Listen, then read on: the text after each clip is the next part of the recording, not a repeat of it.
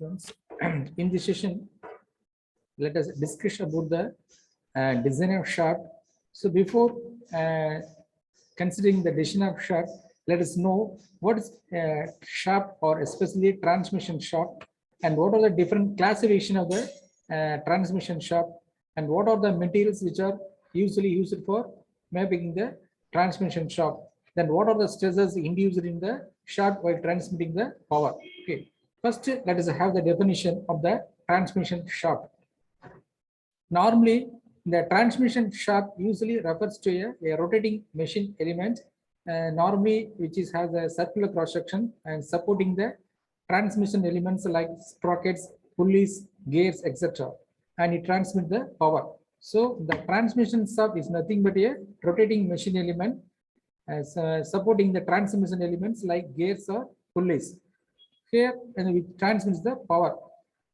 The normally the shaft is stepped up in the middle portion and minor less diameter at the ends to have the bearings.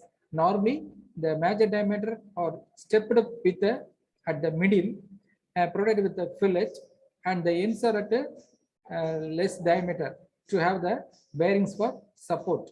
Okay, it's a general configuration of the shaft and the definition. Normally, even though the transmission shaft is a common name, depending upon the applications, it get various names. First, the classification is axle. As we know, the axle is also a shaft and also it supports some rotating elements like hoisting drum, wheel in the automobiles, etc. But normally in the axle does not transmit any power. It only subject to the bending moment. But in automobiles, it also transmits the power. Next is the spindle. The spindle is also one type of the transmission shaft. It is short in length, especially used in the machine tools like drilling machine, lathe, etc. So in drilling machine, the spindle is used to feed the cutting tool. There is a drill. Here which the spindle gets a name. Then counter shaft.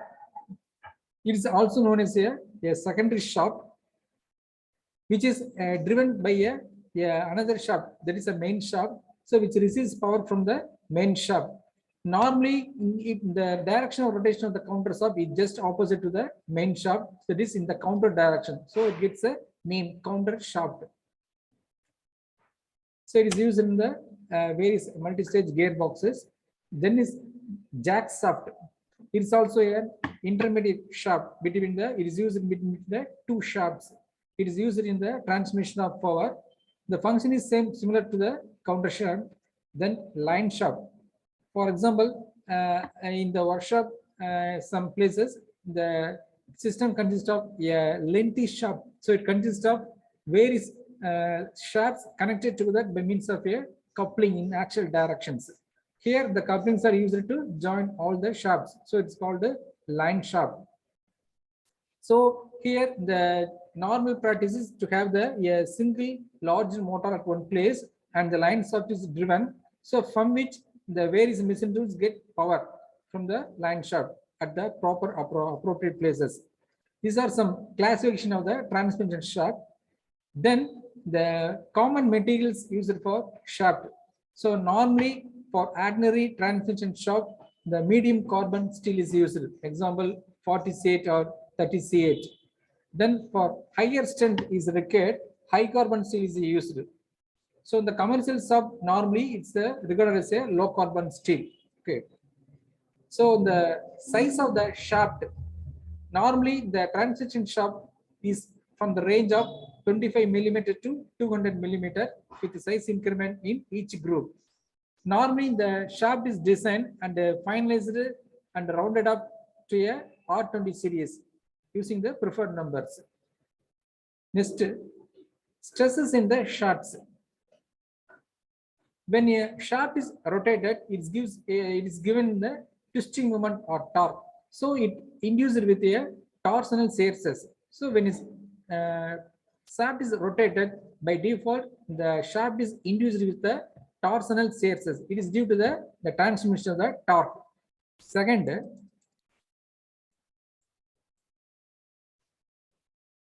bending stress. Here, the as discussed previously, the transmission shaft can carry the rotating elements like sprocket, pulleys, etc. So this also imposes a force on the shaft, and also the shaft itself weighs to a certain extent. So it also is self-weight, also a force. So it all may pose a bending. So the bending stress can be induced. So the bending stress may be tensile or compressive in nature. Okay. And third is the stress due to the combined effect of the torsional stresses and the bending, torsional load and the bending loads. So the third one is the stresses due to the combined effect of torsional and the bending loads. These are the stresses induced in the transmission shaft. Then design of the shaft.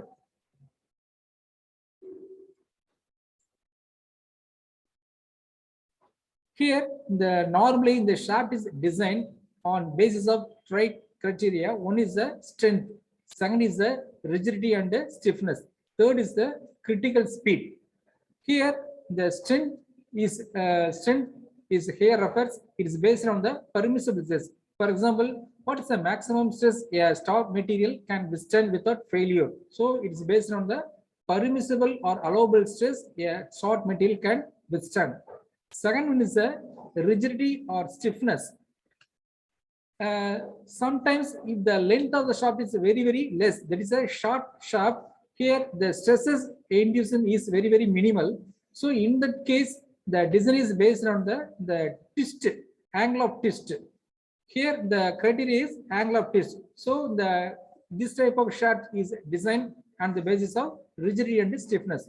Third is the critical speed. So it is the speed at which the additional deflection may arise in the shaft. First, look into the first criteria. Shaft is based on the strength basis.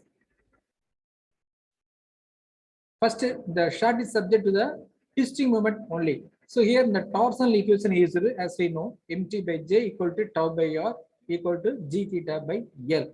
Here from relations we can reduce the tau. So tau equal to 16 mt divided by d cubed. This is for the solid shaft. But if it is a hollow shaft, the formula becomes like this. Okay. So from